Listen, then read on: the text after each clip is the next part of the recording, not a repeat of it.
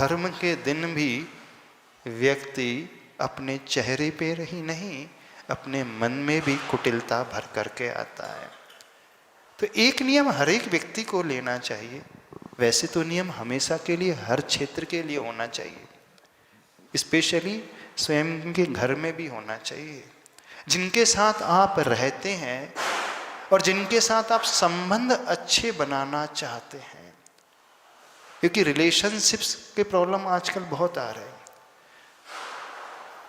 छोटी छोटी बातों में ब्रेकअप होता चला जाता है, मन में कड़वाहट आती है, एक दूसरे को देखना पसंद नहीं करता है व्यक्ति, बात करना पसंद नहीं करता है, रहता है एक ही परिवार में लेकिन एक साथ रहते हुए भी जैसे घर के 4 कोने हैं, 4 कोनों में वो रह रहे हैं।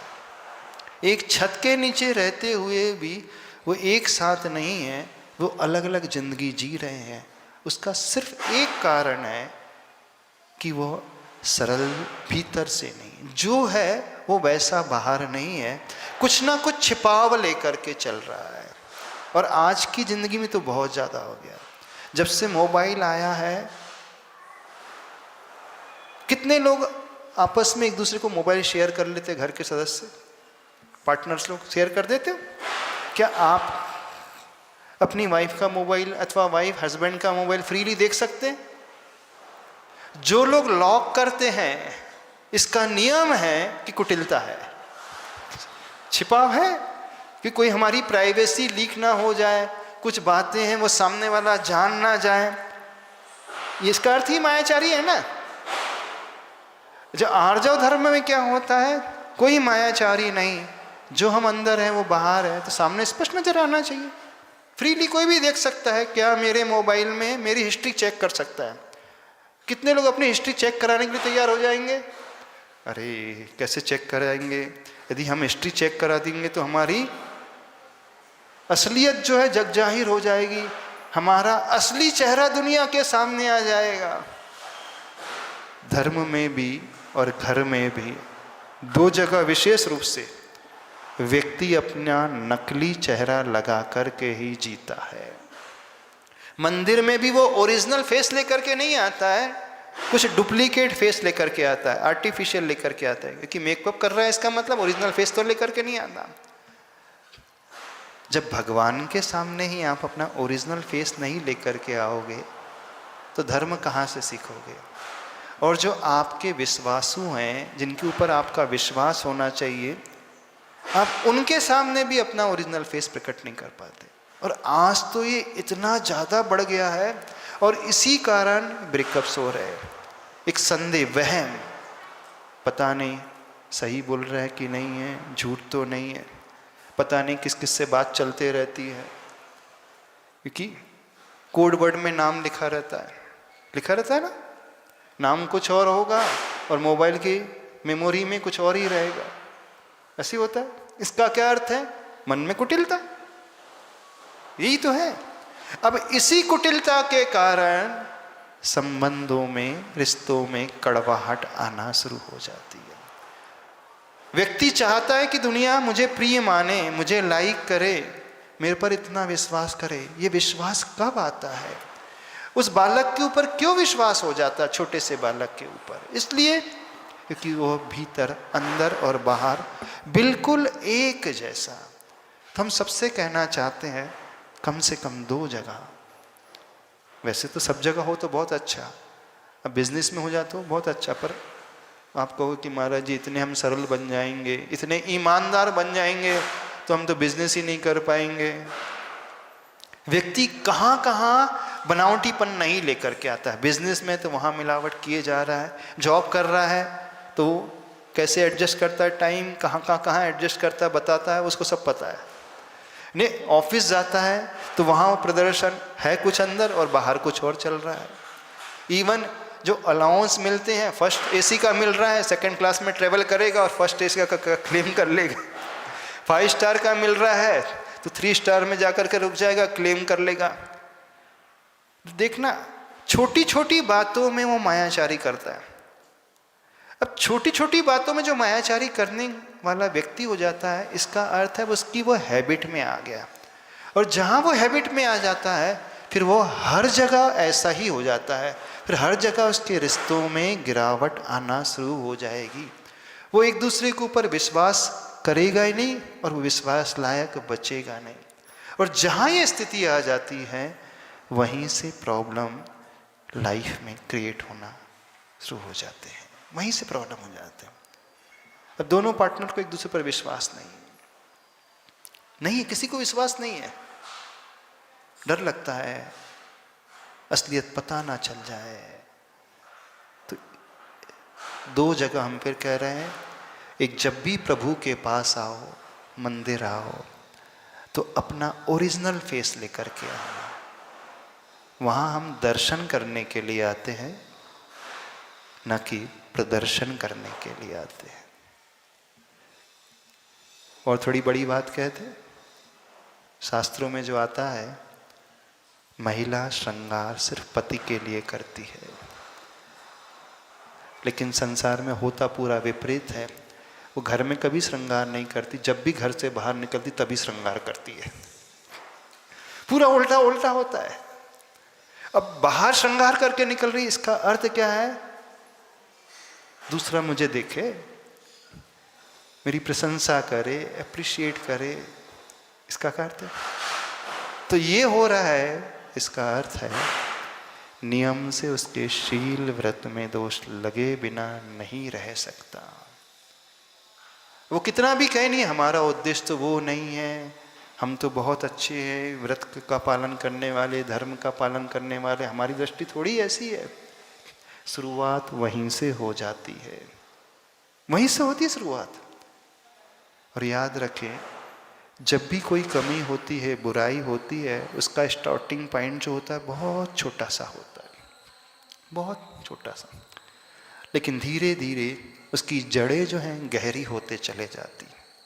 और एक बार जड़ें गहरी हो जाए तो उसे निकालना असंभव जैसा हो जाता है। छोटा सा पौधा होता है, उसे हाथ से उखाड़ करके तुरंत अलग किया जा सकता है। घर की छत पे, दीवार में पीपल का पौधा उग जाता है, 4 पत्ती होती हैं, इजीली कोई भी बच्चा उसे तोड़ करके फेंक सकता है। और यदि ध्यान नहीं दिया जाए तो फिर क्या होता है, उसकी जड़ें गहरी हो जाती है, फिर वो दीवार को भी चीर देता है, छत को भी फाड़ करके अलग कर देता है। फिर आप कितनी भी कोशिश करो उसे निकालने की, नहीं निकलता।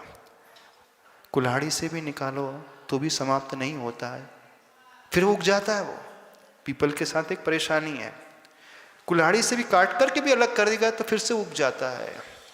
बुराई के साथ भी बिल्कुल ऐसा ही है।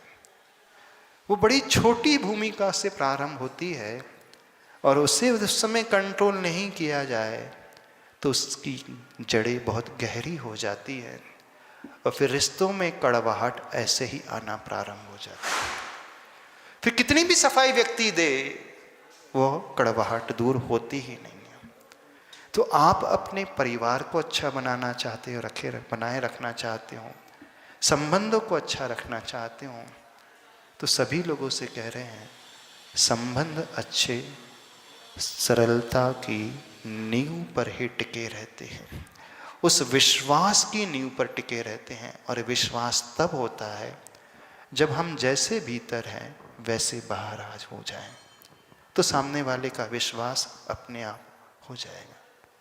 और नहीं तो एक नियम ये ले लो कि हमारा मोबाइल हमेशा कोई भी चेक कर सकता है, कोई इसमें लॉकिंग सिस्टम नहीं है। कोई भी जो है ऐप डाउनलोड की है वो देख सकता है, सारे अकाउंट्स को चेक कर सकता है, सोशल मीडिया के सारे अकाउंट्स को चेक कर सकता है, कौन कौन से फ्रेंड्स हैं, एफबी में कितने हैं, ट्विटर में कितने, स्नैपचैट में कितने हैं, और कौन से होते हैं, इसके अलावा इंस्टाग्राम है, और कौन कौन से होते हैं, प्राइवेट जो होते हैं पता नहीं, अभी हमें तो आइडिया नहीं है किसी में इतनी हिम्मत कि अपना मोबाइल घर के किसी की भी सदस्य को दे दे, बोले आपके लिए पूरा इसका कोड भी पता है, कैसे अनलॉक करना है और कौन से ऐप में जाना है, जो हमने डाउनलोड करके रखी वो भी चेक करके देख सकते हो, और ट्रैक रिकॉर्ड भी चेक कर सकते हो, हिस्ट्री भी। बहुत स्मार्ट है लोग। वो कौन सी एक ऐप आती है कि इसमें हिस्ट्री डिलीट हो जाती है अपने आप आती है ना, इनकॉग्निन, ऐसी कुछ मोड आता है उसमें, कॉग्निटिव, हाँ इनकॉग्निटिव, वॉटेवर जो भी है, तो वो इतना स्मार्ट है कि वो अपनी हिस्ट्री तुरंत डिलीट कर देता है। तो यदि छिपाव का भाव आ रहा है तो नियम से मानना वो पाप है, कुटिलता है। एक बच्चे ने हमसे आकर के प्रश्न किया, महाराज जी पाप क्या होते हैं? हमने यही कहा, जो आप माता पिता से छिपाने के लिए अंदर भाव करने लगते हो तो समझना वही पाप है। जो आप बड़ों से शेयर नहीं कर सकते हो समझना वही पाप है। तो ये कुटिलता का भाव व्यक्ति को पाप की ओर लेकर के जाता है। हम जीवन में सरल बनना सीखें, विशेषकर मंदिर में, प्रभु के पास, गुरु के पास। गुरु के पास भी कोई छिपाव नहीं, तब कल्याण होता है। संलेखना के प्रकरण में आता है, संलेखना उसकी होती है जो मायाचारी से रहित होकर के समस्त दोषों को गुरु को कह देता है, तो ही उसकी समाधि संलेखना होती है। नहीं है तो कितना बड़ा भी मासोपवासी साधक क्यों ना हो, चिरदीक्षित भी क्यों ना हो, जिसने वर्षों से व्रत लिए हैं, बहुत सारे व्रत उपवास भी कर लिए हैं, और वो छिपा रहा है, तो उसकी संलेखना कभी नहीं होगी। तो धर्म भी मायाचारी से रहित होकर के ही होता है। हर प्रकार का धर्म, चाहे आप पूजा करना, और तो एक विशेषता बता दें, आप माला फेर रहे हो और कोई आकर के बाजू में बैठ जाए, फिर देखो आपका आसन कैसा हो जाता है।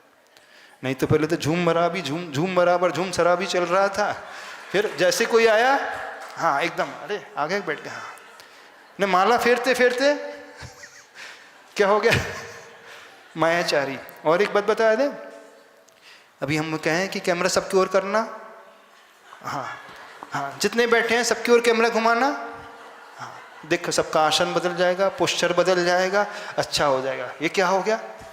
नहीं, कैमरा आते ही पोस्चर बदल गया। नहीं, कोई देखे तो लज्जा आती, मर्यादा टूटने से ना, आचार्य भगवान कहा है। यानी कोई देख रहा है तो हम धर्म अच्छे से करेंगे, गुरु देख रहे हैं तो धर्म अच्छे से करेंगे, गुरु नहीं देख रहे हैं तो सब चलने दो, माला भी चलने दो, सामायिक भी चलने दो, और व्रत उपवास भी चलने दो, नियम भी चलने दो। कौन देख रहा? कोई देखने वाला नहीं है। तो जहाँ कुटिलता आती है वहाँ सारे के सारे व्रत उपवास नियम धर्म है, वहाँ भी दोष लग जाता है।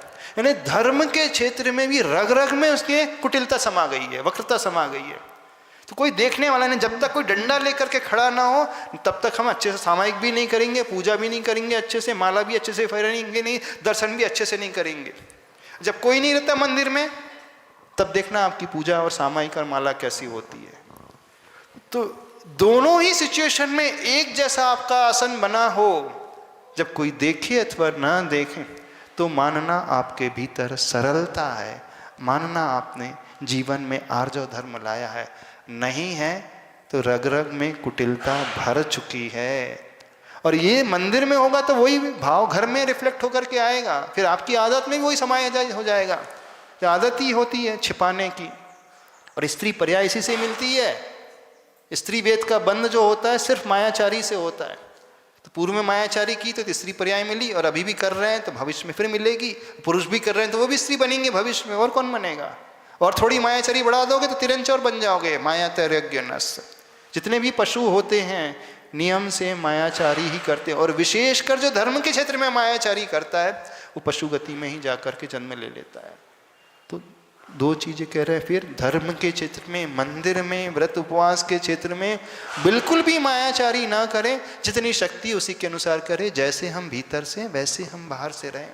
यदि आप धर्म के क्षेत्र में इतने सरल बन जाओगे फिर उसका प्रभाव आपके व्यवहारिक जीवन में भी नज़र में आने लगेगा, परिवार में नज़र में आने लगेगा, आपके बिजनेस में नज़र आने लगेगा, आपके ऑफिस में नज़र आने लगेगा, सब जगह नज़र में आने लगेगा। और वैसा यदि हो गया तो आप स्वतः ही सबके प्रिय बन जाओगे। समझ में आ रहा है? नहीं समझ में आ रहा है?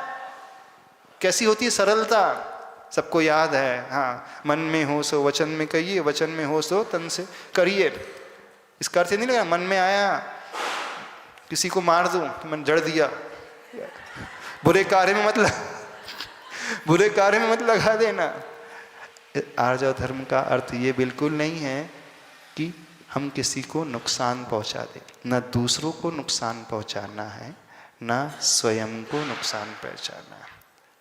यदि जिस क्रिया से दूसरों का भी अहित हो रहा है और स्वयं का भी अहित हो रहा है, तो वहाँ पे सरलता नहीं। तो मन वचन काया की एकता का अर्थ है अच्छे कार्य में लगाना, ऐसा जिससे हमारा भी कल्याण हो और सामने वाले का भी कल्याण हो। उस केस में जो मन में हो सो वचन में, जो वचन में हो सो हमारे एक्टिविटी में, हमारे व्यवहार में झलके। तब समझना आपने इस धर्म को समझा है, क्योंकि धर्म हमें हमेशा सहज होना सिखाता है। धर्म हमें हमेशा स्वभाव में आना सिखाता है, और स्वभाव में वही आ सकता है जो एकदम सरल होता है।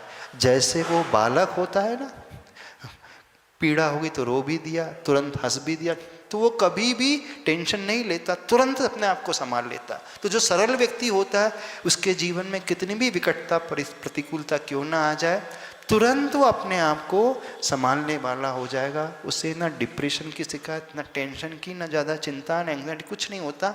वो हमेशा वर्तमान में जीने वाला होता है, सारी इस प्रकार की क्रिया को करने वाला होता है। हाँ चलिए। रजत जैन।